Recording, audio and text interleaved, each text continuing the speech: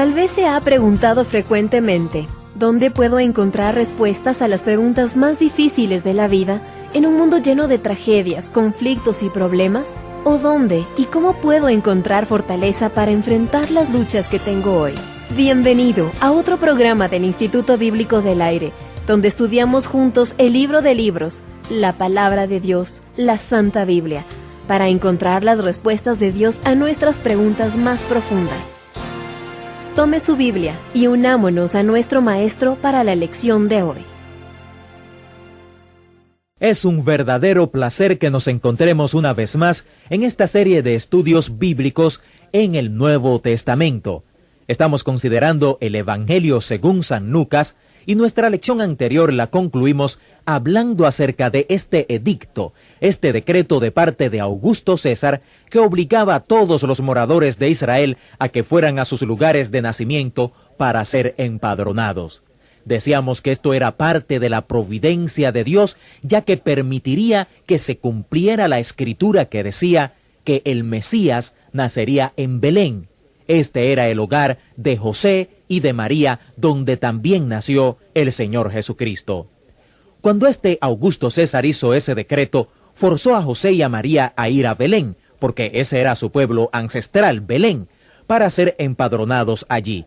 Así que a través de este decreto del emperador romano, una profecía de la Escritura se cumplió. Dice, y aconteció que estando allí, se cumplieron los días de su alumbramiento. Entonces tenemos una de las partes más fascinantes de la historia del nacimiento, tal como nos la da Lucas. Dice, había pastores en la misma región que velaban y guardaban las vigilias de la noche sobre su rebaño. Y aquí se les presentó un ángel del Señor, y la gloria del Señor los rodeó de resplandor, y tuvieron gran temor. Pero el ángel les dijo, no temáis, porque aquí os doy nuevas de gran gozo, que será para todo el pueblo, que os ha nacido hoy en la ciudad de David, un Salvador que es Cristo el Señor.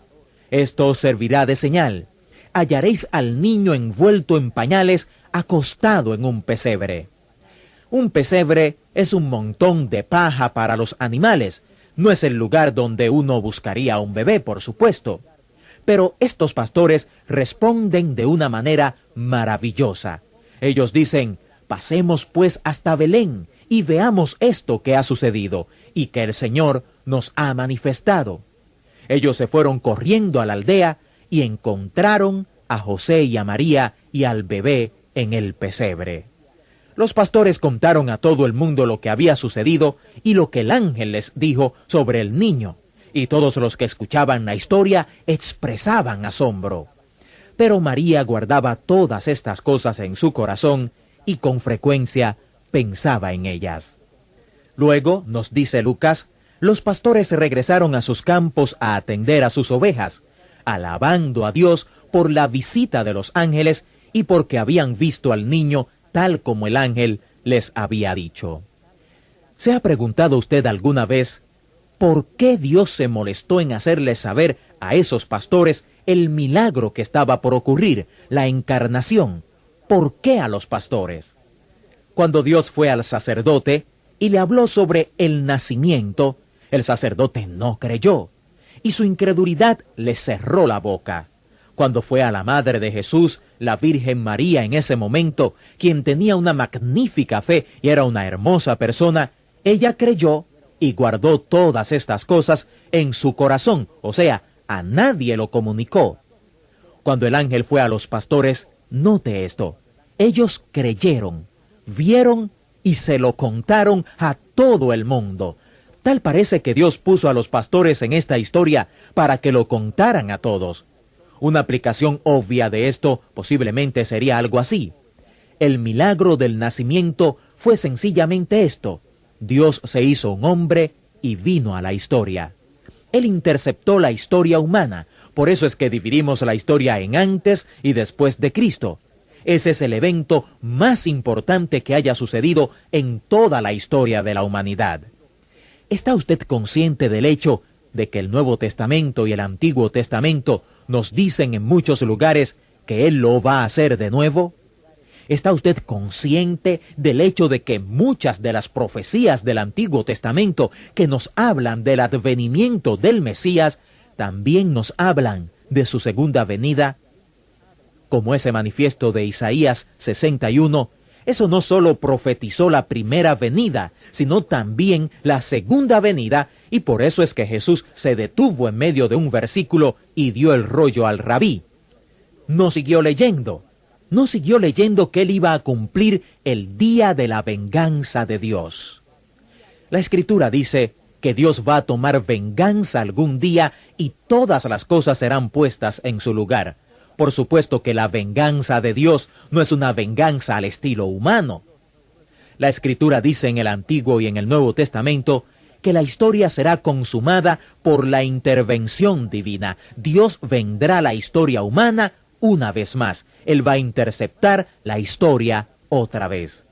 Según las Escrituras, Jesucristo vendrá otra vez y su venida es la esperanza bendita de la Iglesia y la única esperanza del mundo. La única esperanza del mundo no es la bondad de la naturaleza humana y la humanidad. Si uno estudia la historia y se da cuenta de que de la historia lo único que uno aprende con seguridad de esta historia del hombre es que éste no aprende porque comete los mismos errores una y otra vez, entonces uno podrá darse cuenta que no será así, ni siquiera en el futuro.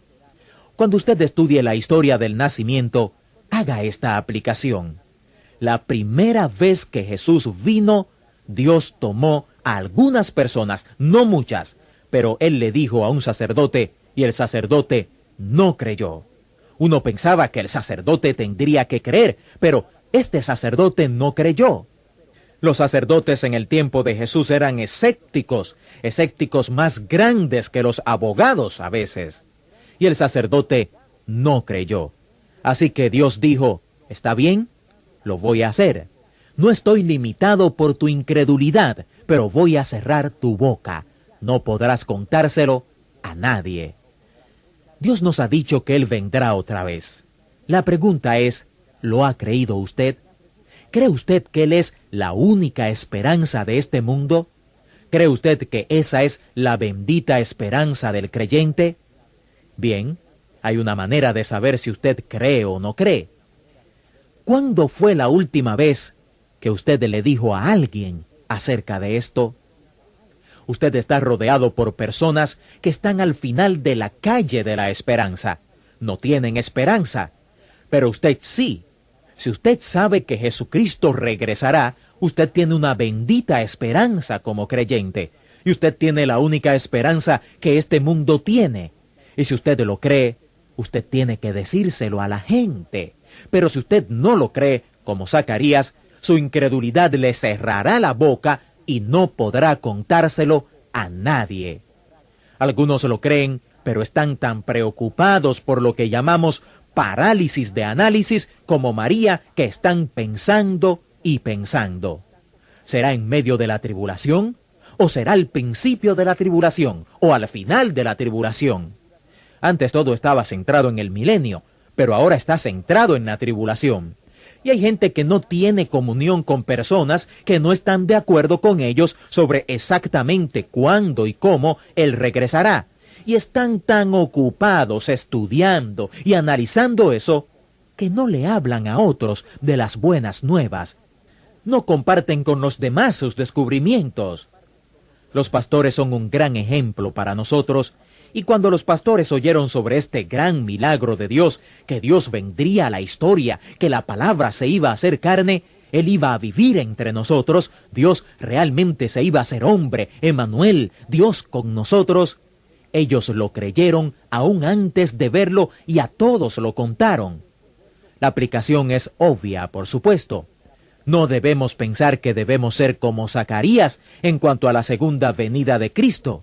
Y por lo menos, en un sentido, no debemos ser como María, pensando y analizando al punto de que olvidamos compartir las buenas nuevas con los demás. Debemos ser como los pastores.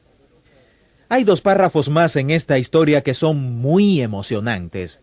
Hay un viejo hombre llamado Simeón y una vieja mujer llamada Ana, y cuando José y María llevaron al niño Cristo al templo para ser circuncidado y para hacer algunas cosas ceremoniales que se debían hacer cuando había un recién nacido, este hombre llamado Simeón estaba allí en el templo y Dios le hizo saber que no moriría antes de ver al Mesías con sus propios ojos. Y cuando ellos trajeron a este bebé, el viejo hombre lo tomó en sus brazos y dijo: «Ahora, Señor, despide a tu siervo en paz conforme a tu palabra, porque han visto mis ojos tu salvación, la cual has preparado en presencia de todos los pueblos, luz para revelación a los gentiles y gloria de tu pueblo Israel». ¿Cómo se sentiría usted si fuera la madre de ese niño? Y también había una mujer llamada Ana, y ella nunca dejaba el templo. Era viuda desde hacía 84 años, y siempre estaba en el templo orando, ayunando y adorando. También ella estaba esperando al Redentor y quería contarle a todos sobre la venida del Redentor. Así que ella hace la misma cosa y se une a Simeón. Estos dos ancianos, Simeón y Ana, gente muy piadosa, quienes estaban esperando la primera venida del Redentor, lo contaron también a todo el mundo. ¿Está usted esperando la segunda venida del Señor? En el discurso del Monte de los Olivos, Él habló sobre eso. ¿Lo cree usted? Bien, si usted lo cree, esperamos que se lo esté contando a otros, porque esa es la única esperanza del mundo y es la bendita esperanza de la iglesia, del creyente. Si usted lo duda, aunque lo cree, puede ser que usted esté tratando de analizarlo tanto que no lo puede contar a otros. Seamos como Simeón y Ana y los pastores, porque ellos creyeron y lo contaron a todos.